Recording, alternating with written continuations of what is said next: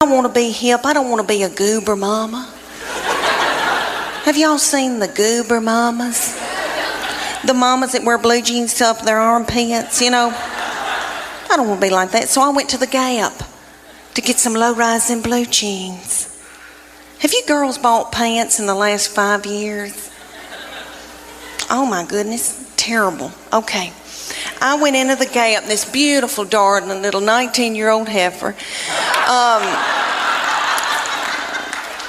brought me in a pair of blue jeans to try on. I did. Okay, the zipper, honest to goodness, was about that long. And they hit me about right here.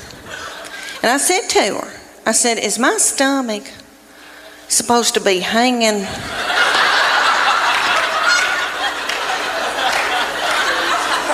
out over my blue jeans? It looks like a small purse. I said, are my panties supposed to be hanging out this far out of the back of my pants? She said, no, you're supposed to wear a thong. I said, excuse me, miss, but I'm a Christian. I don't use my panties for evil. I praise God that Weight Watchers doesn't have a limit on how many times you can join. Because I've done Weight Watchers 9 times. And I've lost 7 pounds in all.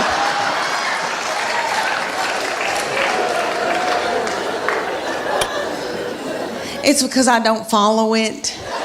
And I know it works. I really do. I know it works, but I go more for the comedy at the meetings. I don't know if y'all have ever been to a Weight Watchers meeting, but it is so funny. Okay. But like everybody comes up with recipes. Like the other day, we were there, and a woman goes, okay, if you put a teaspoon of cocoa and an egg white and put a dollop of water in it and pray over it and put it in the microwave, you've got chocolate cake.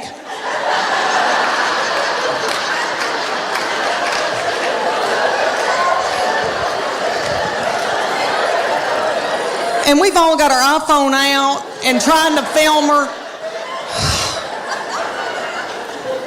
And then somebody will get up and they'll go, oh my gosh, y'all, there's fat-free chocolate mint ice cream, but you can only find it at the Harriman Walmart. And people start throwing chairs and like running in a panic. This is what I figured out about myself. Okay, I eat, and I think it's because I'm from sweet country farming people. We value our children and what we've grown to eat and what we've killed. So my people use food for everything. If you're happy, if you're sad, if whatever. I mean, a celebration, woo, okay. And I know I've done that, and I know that I eat emotionally, but I never wanted to ride around in a minivan on dope or alcohol with little children in the car. I didn't want to drink whiskey, so my kids would get to fighting, and my husband would say something hateful like, "What have you done all day?"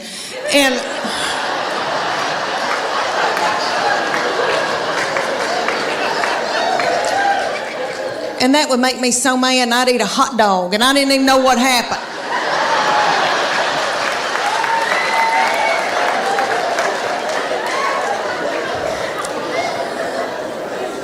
But Weight Watchers has a point system. So say you get like 23 points out of the day, and you got to go within those points, and they'll say, fruits and vegetables are free.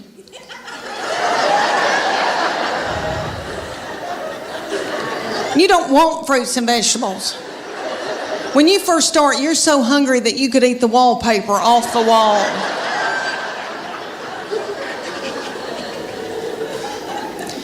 A chicken breast is 3 points. A Snicker bar is 12 points. That's what you want. I've been known to be in the closet turning a lamp on and off, eating a sleeve of Chips Ahoy cookies.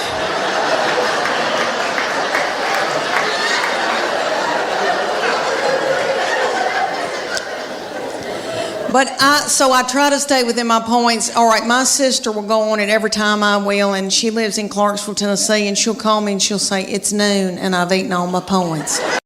In Knoxville, our children's hospital, had asked me for years to be in there Dancing with the Stars. I want to be able to tell y'all it was ABC, but it wasn't. It was in Knoxville, and it was local celebrities. So it's like the weatherman and Phil Fulmer if he didn't have a knee replacement, and you know, people like that. So they had asked me, there's not many celebrities, so they had asked me, and I said, well, I've been eating white flour and I'm in a bad place and I don't know, because they make you wear a bikini with fringe sewn on it like ABC. You wear outfits like that, so you're practically nude in front of everybody you've ever known. So I said, this is for little children. This is the least I can do. So they put me with a big old boy that was my partner. He was a doll, and it was very stressful. You had to learn a dance in 6 weeks. You had to learn a dance. You practiced at night, and then you begged for money during the day. It was a lot. And we were going to learn the cha-cha to Earth, Wind, and Fire, and I was going to kill it. Well, one night, he kind of flung me hard, and I thought, oh, something popped. And something doesn't feel right. The next morning, I woke up, and there was this big bulging thing about right here. And I called my girlfriend in Greenville, Tennessee, and I said, I think I've got backed up poop. And she said,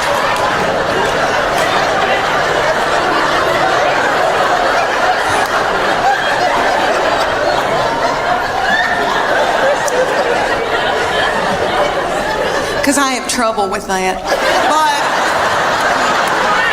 she said, I don't think poop goes up that far. And so she looked on her iPad on WebMD, but she sent me this picture of this man looked like an alien coming out of him. She said, is that it? And I go, that's it. She goes, you've got a hernia. So I went to my doctor, and they said, we can't push this thing back in. And so the thing was in 5 days with Children's Hospital, and I didn't want to let them down. And I thought, Lord, what are we going to do? And my girls stepped in and learned a dance in 4 days. Bless their hearts, and they were practically nude. And they had to wear all that too. And I came out in a wheelchair to Proud Mary. I'll never forget the day that I found out about her, and I feel terrible about it now. But I was overwhelmed. I knew something wasn't right. I didn't feel good. I thought, oh my gosh, surely I'm not pregnant this quick, this soon. And you know when you got to know something, you got to know it right then. I had to know right then. I grabbed up my 2 babies and diaper bag and all that stuff you take with you everywhere you go, and I went to the Walmart in the foothills of the Appalachian Mountains.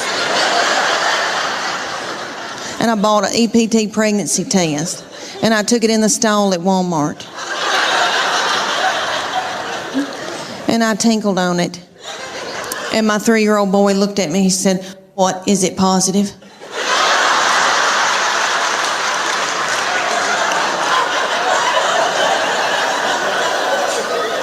And it was. So I drove home just as fast as I could, and I called my husband at work. And I said, you're trying to kill me, aren't you? With a slow vaginal death. Is that what you're trying to? Well, you're not going to. You better get home right now, because I'm going to walk out in the woods and let the animals eat me.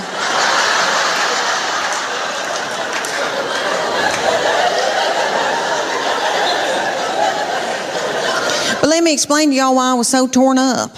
I had a 13-month-old baby girl in diapers and a 3-year-old little boy in Superman panties. with doo-doo balls falling out.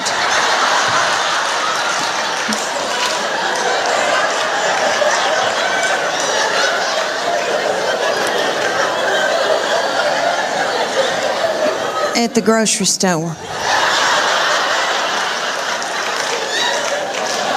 I thought, oh my Lord, did anybody see that? I don't have anything in my purse to pick it up with. Is some little child gonna think it's a milk dud?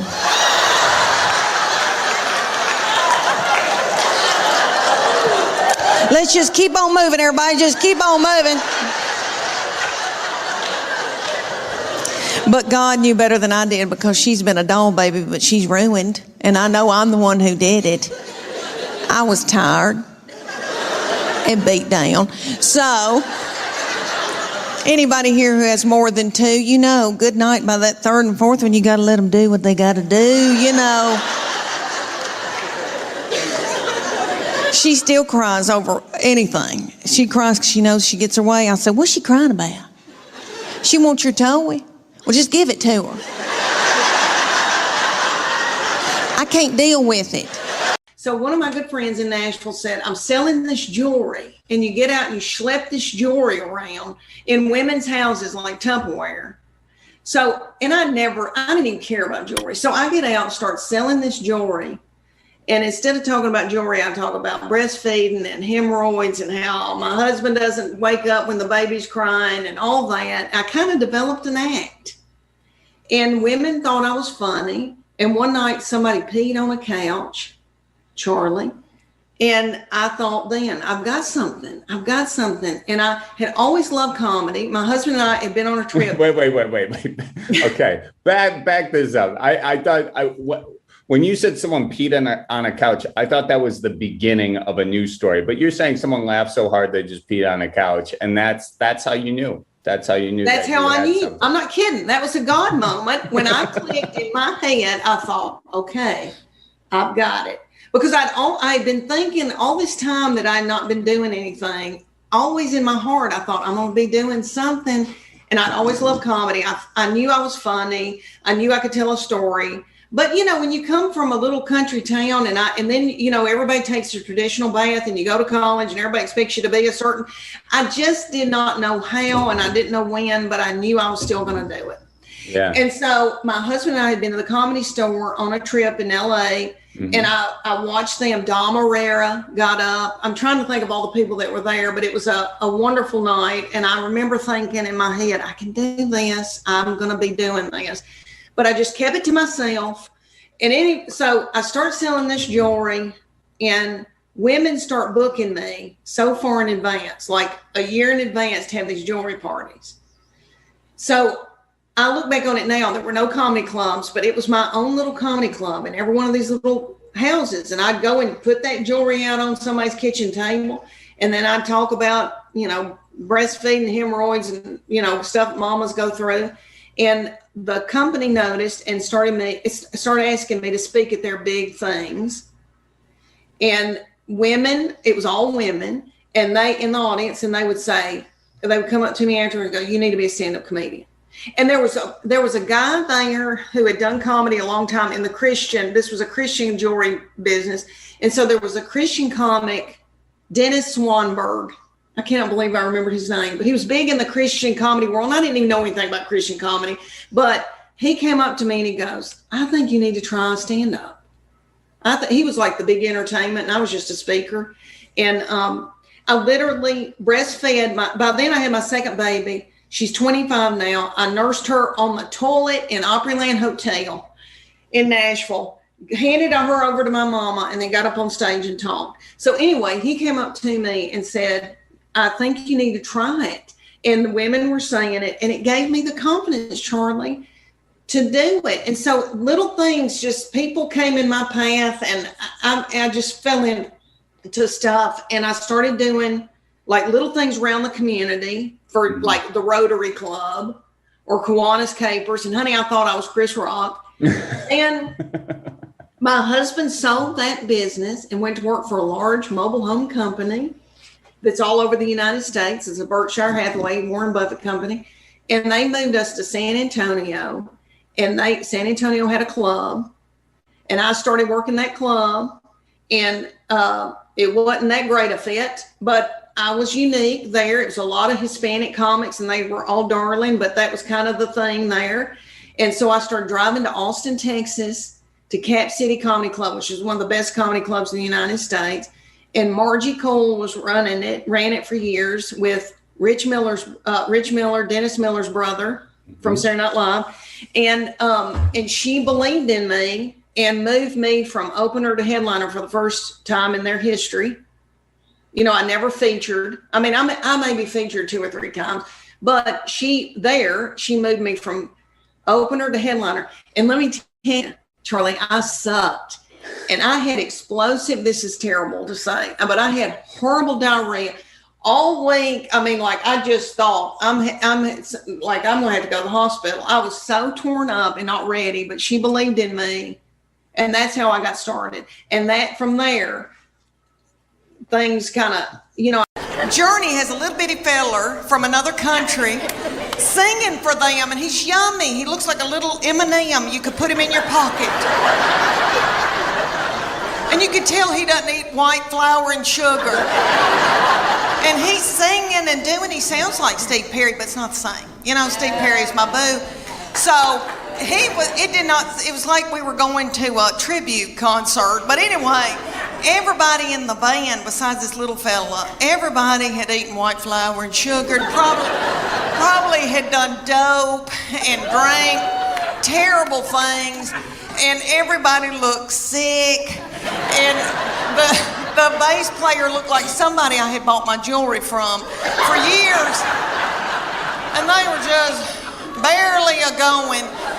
And then Def Leppard came out, and it was that lead singer, I think, has got thyroid issues. His hair was just thin and didn't have a lux to it, and then I noticed he had little bitty tiny legs and a little pot belly stomach. But he's saying put some sugar on it, which I hate that mess.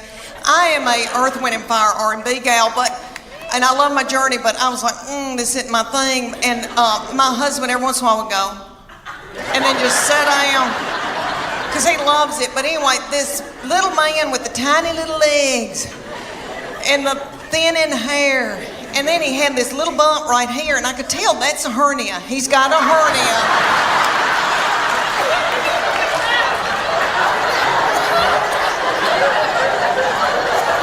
And I bet that he hadn't had time to get it fixed. He hadn't had time to put a mesh in. And you could just see it. It looks like my stomach because I've had a hernia, but I've had mine fixed. And I thought, oh, bless his heart. But he'd do, and he'd prop a little thin, frail leg up on something. Oh, I thought, isn't it funny how things have changed since I went to concerts when I was 20? Everybody was walking out like this because everybody had inflammation in their feet.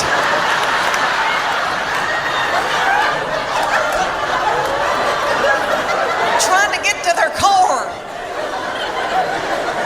And it was like 10 o'clock. I thought, what are we doing out here? What are we doing? We gotta get home. We gotta get in the bed. I enjoyed my pregnancies and having babies. I did for the most part. And I noticed these darling little girls walking around in low-rising breeches. Good for y'all. Good for you, my darling. Let your little light shine.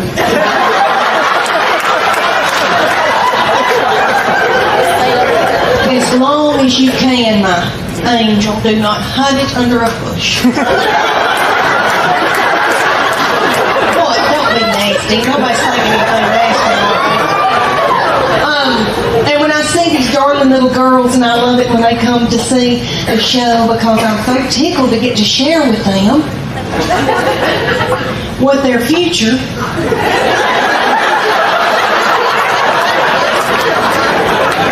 is going to be. It's all right. Everything's all right. Don't panic. Who in here here has given birth. Can you clap or are you too tired?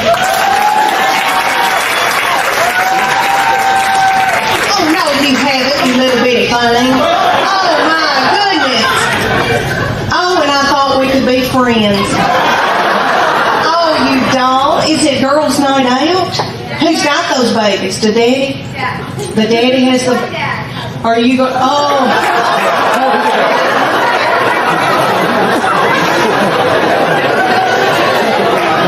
Oh, what are you going to have to do?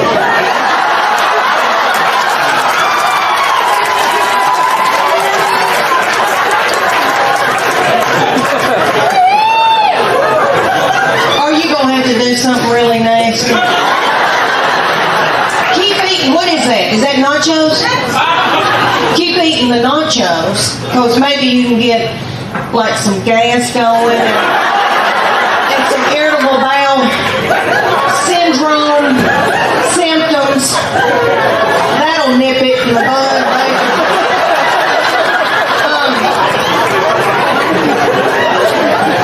These darling little girls, we're going to share with the ones who haven't had the little babies. The ones who have, they know what I'm talking about. These precious, good-looking men here tonight have witnessed this. The daddies in here. Okay, there is a uniform that you're going to wear day in and day out when you're home having your little children. Gray sweatpants, extra large.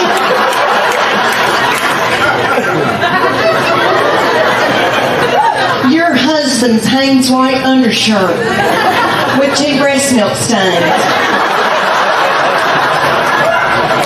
Looking out the window, thinking, where's she going with lipstick on? He came to me in, he was in middle school or high school, and he's very spiritually mature, has always been. I didn't do it. Their daddy didn't do it. God did it. But we call him our little Billy Graham. But anywho, so he was dating a little girl, and he came home, and I said, what y'all been doing? And he said, we've been watching a movie, and we were kissing. I said, oh, that's normal. That's okay. But I said, baby, before you know it, one thing can get out of hand. You got your arm around somebody, and then you got your hand on her leg. Things can get out of control. He looked at me like I was crazy. And he said to me, Mom, I've prayed about this. Nothing like that's going to happen. And I know he meant that. And all I could think of to myself was some of the nastiest things I ever did.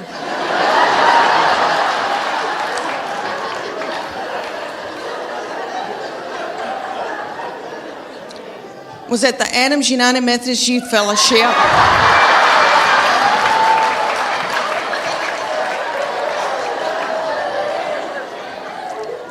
On a hayride. I don't know what it was about hay that set me on fire. I wish it did now. I could get a new purse out of that. Do y'all know what I'm talking about? Youth groups. And we've all, here in the South, we've all been raised in church, Did y'all ever go to a lock-in? What little fool came up with that?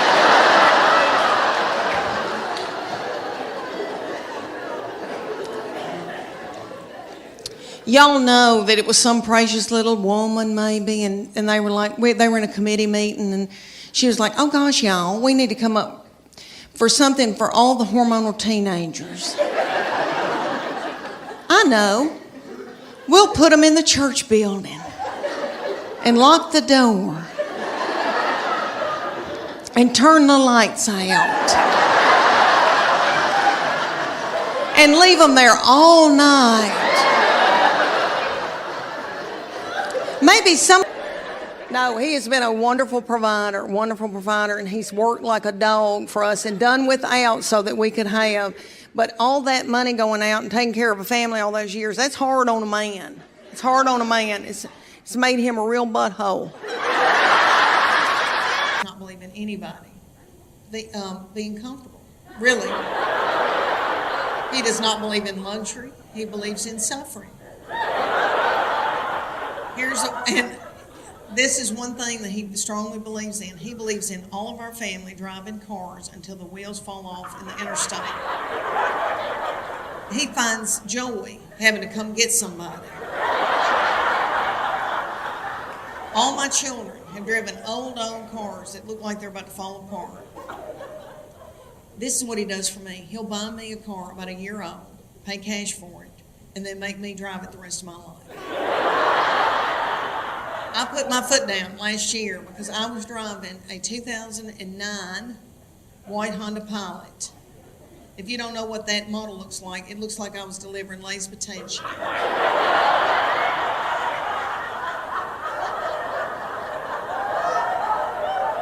And I never felt pretty in it. I really didn't. It had over 235,000 miles on it. And the lights started flashing in it saying, "Get out, Leanne. Get out."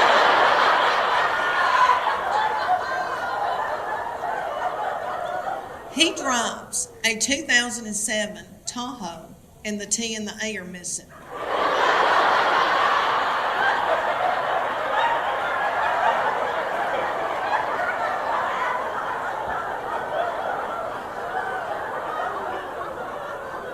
And if I was home tomorrow, we would be pulling up in that big Tahoe to the Baptist church in the doorway. And when church is over, my husband wants out of there and doesn't want to talk to anybody. And see, that's my time to fellowship.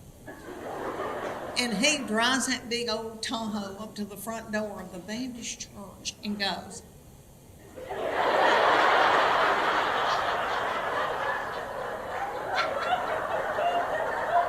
and he always says, "You're the last one in the parking lot." I said, "There's going to be a lot of people at my funeral." I've built relationships with people. He goes, "Okay, fine. I'll have to have mine in a yogurt shop." She's called me today and said, "Mom, are you okay? How did your show go last night?" And I go, "Good." So the day before, she goes, "Did you make it to Huntsville?" I said, "Yes, baby. Thank you. Tell your daddy."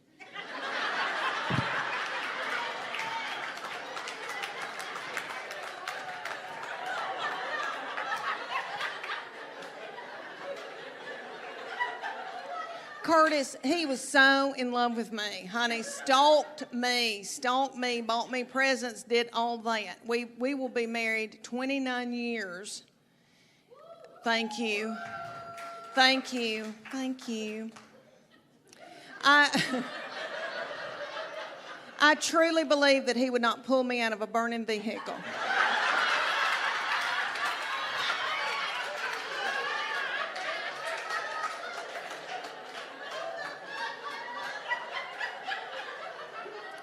Okay, here's something that's different. Now that they're having little children, so different than when I had mine. There was a book that I read in and out, and I bet a bunch of y'all that are my age read this one too. What to Expect When You're Expecting. Yeah, it was a hateful book. It was a hateful book, but it was true. And they would say things to you like, "You're going to have a hemorrhoid in the 7th month on the 4th day." At 2 o'clock in the afternoon. And you'll be like, it's 2 o'clock. Back then, everybody was terrified about food allergies, and that was a big thing that they stressed, and our pediatricians. And I remember having this whole big chart in my kitchen on the wall that told me, my boy, I wouldn't let him have sweet potatoes until August after I had cleared the squash in July. That just crazy. And I did perfect with him. The second one came along, did okay with her, really did. That third one came along. We were at the McDonald's. I had two playing one in the balls and one up in a tube. And that my baby child did not have any teeth yet. She was in a high chair, and I threw a cheeseburger onto her high chair, and she gummed it down. And a woman came over the intercom and said, "Excuse me, ma'am, but your baby has pooped in the tube."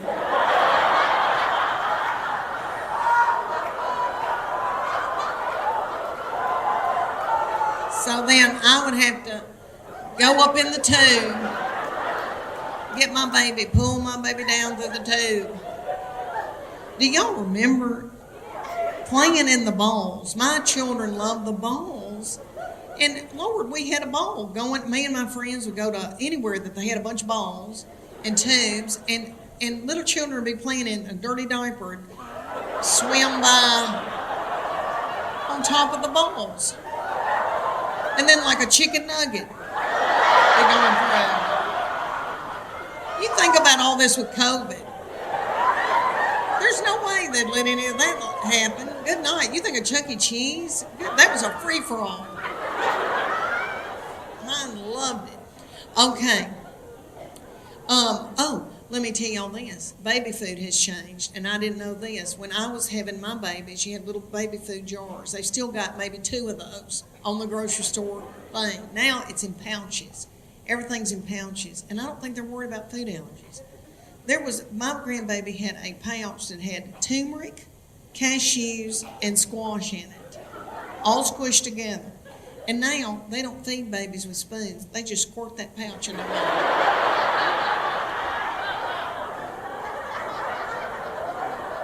Everything's on the go. They just squirt and go, squirt and go. And I'm worried about it. I really am. I think there's going to be a whole generation that doesn't know how to use utensils. Okay, the 5 love languages. All right. Me and Chuck Morgan in Sunday school class went on a retreat, and they talked to us about the 5 love languages. You know, and it's written by little Gary Chapman, who is a doll and tiny and does, that man's probably getting in his 90s, and he does sit-ups every day. And that little thing, and I got to meet him later. He was a doll. But anyway, the 5 love languages, if you don't know about that, you've got to get it.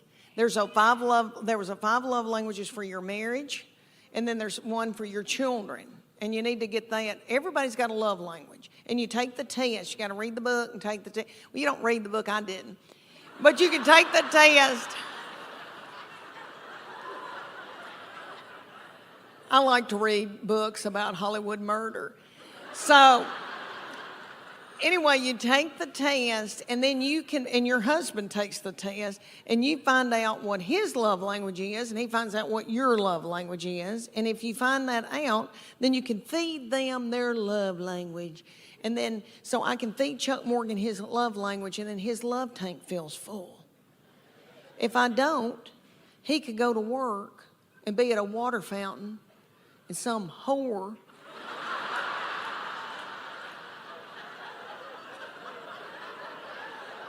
comes up to him and starts feeding him his love language, and then he feels a tingle, and then Satan swoops in. So these are the 5 love languages. Quality time. If you may know somebody that just wants you to sit on the couch and watch ESPN with them.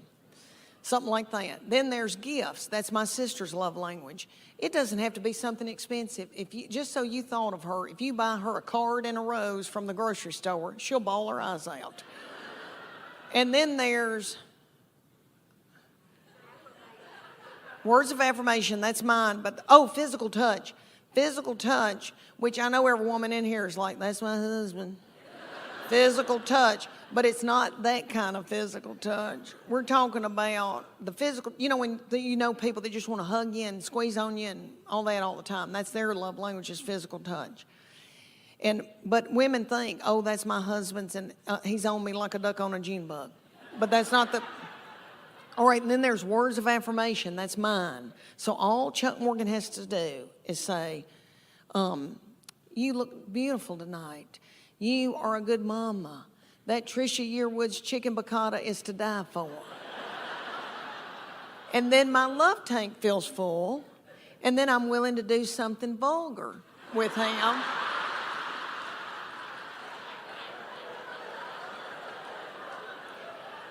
And then he gives me money to get my hair highlighted.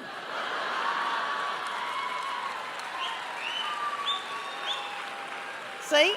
It works out, It's God's way. And then Well, I have my husband and my 3 grown children. I have a 25-year-old boy that's married to a darling little girl. And then I have my 22-year-old daughter and then my 20-year-old daughter, and she's still in Knoxville with us. And so these children grew up and left me with their daddy. And he is so not fun. And so he doesn't chat. And so I'm just at home talking to myself. And we've got 2 beagles. And we miss these children so bad that we just sit and kiss them in the mouth. So I'm trying to adjust to just being with their daddy. And so I bought him tickets to go see Def Leppard and Journey.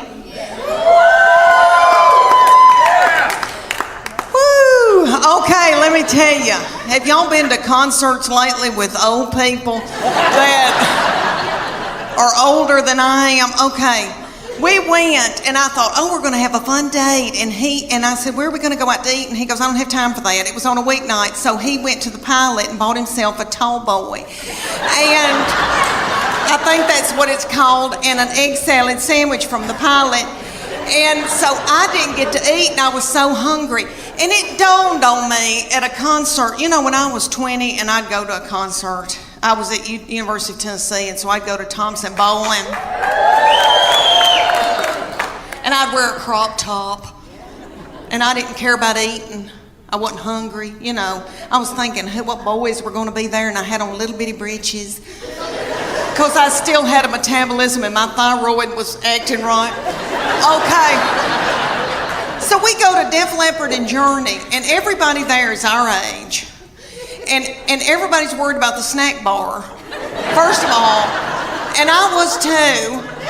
And I was so hungry, and I noticed that people had big Diet Cokes, like big buckets of Diet Coke, and were sucking on those big buckets of Diet Coke while the concert was going on. And every once in a while, somebody would stand up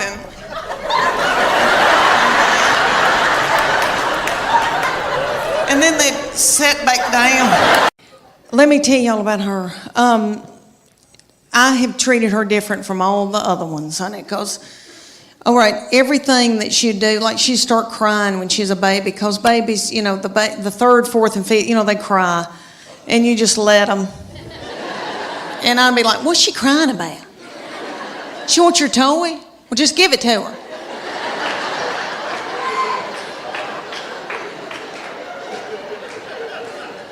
I can't deal with it. I remember saying, I swear, I remember saying one time, you want those knives to play with? Okay. What? Okay.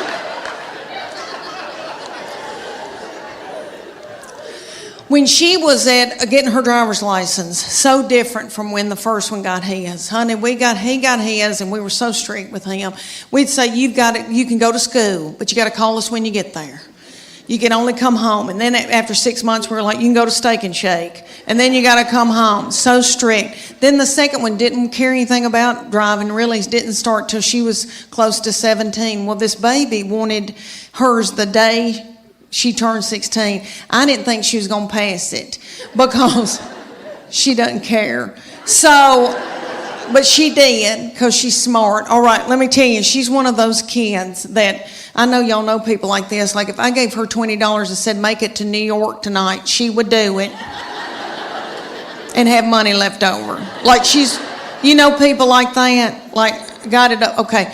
So she passed that test. I was so mad because I thought, oh, I'm not going to have a baby in the car with me anymore, even though when they're in middle school and high school, isn't that aggravating?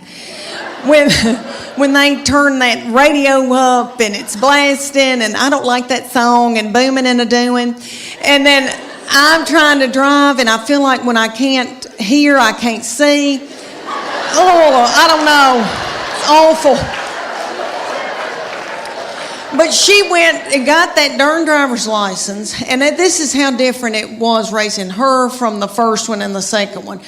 She got that driver's license. My husband and I were sitting there at night, And he said, "Where is she?" And I said, "I don't know."